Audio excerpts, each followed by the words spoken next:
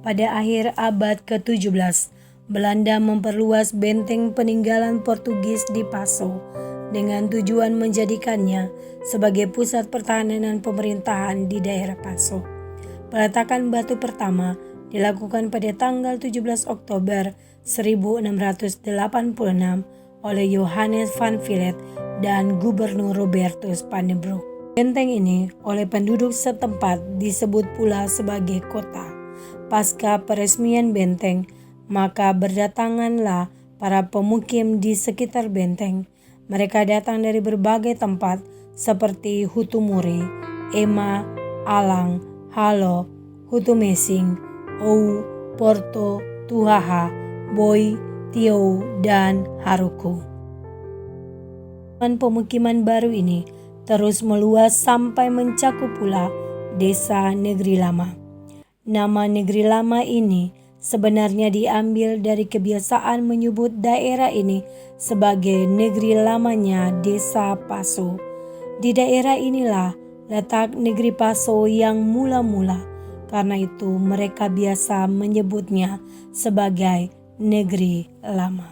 Hari demi hari, pemukiman ini semakin berkembang seiring perjalanan waktu, dan ketika penduduknya sudah cukup berkembang, maka proses penataan dilakukan agar terciptanya tertib administrasi kependudukan, pelayanan publik, dan berbagai kepentingan politik kaum kolonial, seperti penetapan pajak. Hal ini menyebabkan terbentuknya Jemaat GPM Negeri Lama sebagai pecahan dari Jemaat Passo. Pada tahun 1850, oleh warga yang bermukim di daerah ini, mereka mulai pembangunan sebuah gedung gereja. Mereka menamai gereja ini sebagai Gereja Pertolongan. Tahun 1850 kemudian dijadikan acuan sebagai tahun berdirinya Jemaat GPM Negeri Lama.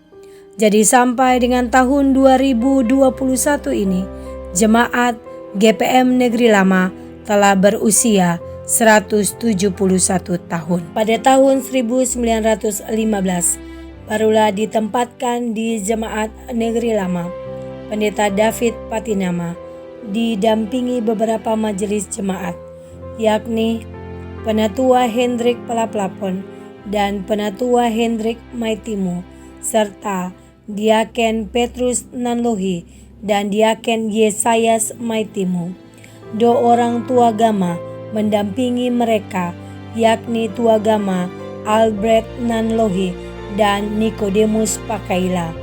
Di tahun 1928, untuk pertama kalinya dilakukan pemilihan majelis jemaat oleh warga jemaat.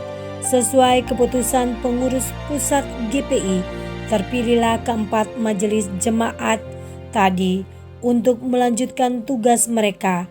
Namun kali ini pendetanya telah berganti dengan pendeta Halatu. Kedua penatua dan diaken ini masih terus mengemban tugas sebagai majelis jemaat sampai dengan tahun 1936. Jadi mereka mengemban tugas selama 21 tahun. Pada masa pelayanan pendeta Halatu ini, dimulailah pembangunan gereja baru pada tahun 1928. Untuk melakukan pembangunan gereja ini, maka oleh keluarga Nanlohi dihibahkan sebidang tanah untuk pembangunan gedung gereja itu. Pembangunan gedung gereja dilanjutkan oleh beberapa pendeta, yakni Pendeta Matula Pelwa, Pendeta Syarana Mual, dan Pendeta Teterisa. Gedung gereja ini selesai dibangun tahun 1939 di masa pelayanan Pendeta Lisa Pale dan dinamakan Gereja Maranatha. Baru 3 tahun Gereja Maranatha dibangun dan digunakan sebagai tempat ibadah, masuklah tentara Jepang di Ambon, dipimpin Ibo Takeshi. Hampir semua gedung gereja dialihfungsikan sebagai gudang oleh tentara Jepang, tidak terkecuali Gereja Maranatha Negeri Lama. Akhirnya umat harus mengungsi ke hutan. Pendeta Hasupu Sepa bersama majelis jemaat, dalam hal ini Penatua Jonathan Dekok dan Domingus Huli, serta Diaken Domingus Marlisa dan Diaken Oktovina Lesi Putih bersama Tuagama Yakob Maitimu dan Yakob Sohuat harus mengorganisir pelayanan ibadah secara darurat di hutan tempat warga jemaat mengungsi. Pada tahun 1960, dalam persidangan sinode, dicetuskanlah pesan tobat yang menjadi arah baru GPM dalam berteologi, di mana penataan jemaat dilakukan dengan lebih baik sehingga jemaat terus bertumbuh ke arah yang lebih baik. Jemaat GPM Negeri Lama dalam periode ini turut mengalami perkembangan. Perubahan yang sangat signifikan terjadi sejak tahun 1995 ketika dibangun perumahan BTN Paso Indah.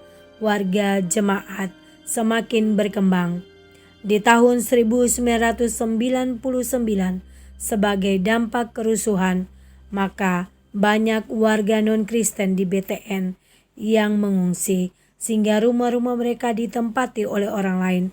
Akhirnya warga BTN mayoritas dihuni oleh orang Kristen yang kemudian menjadi warga jemaat Negeri Lama.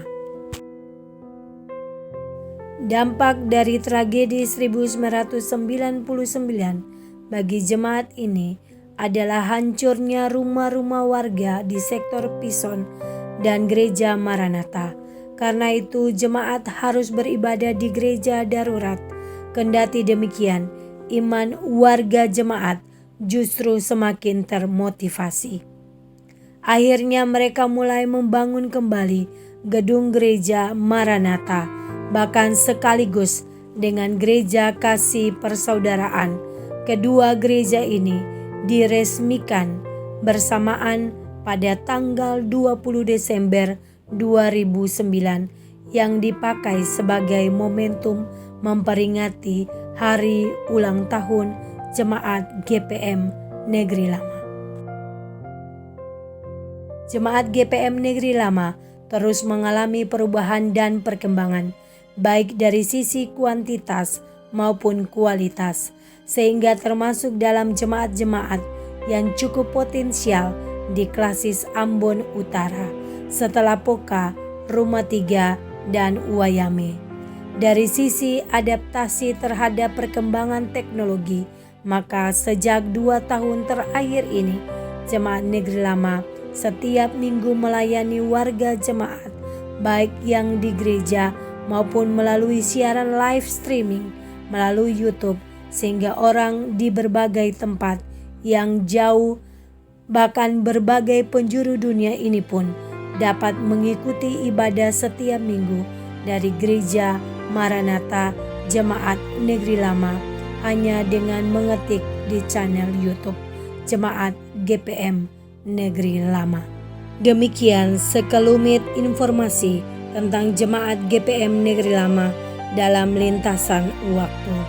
Aku menanam, Apolos menyiram, tetapi Allah yang memberi pertumbuhan.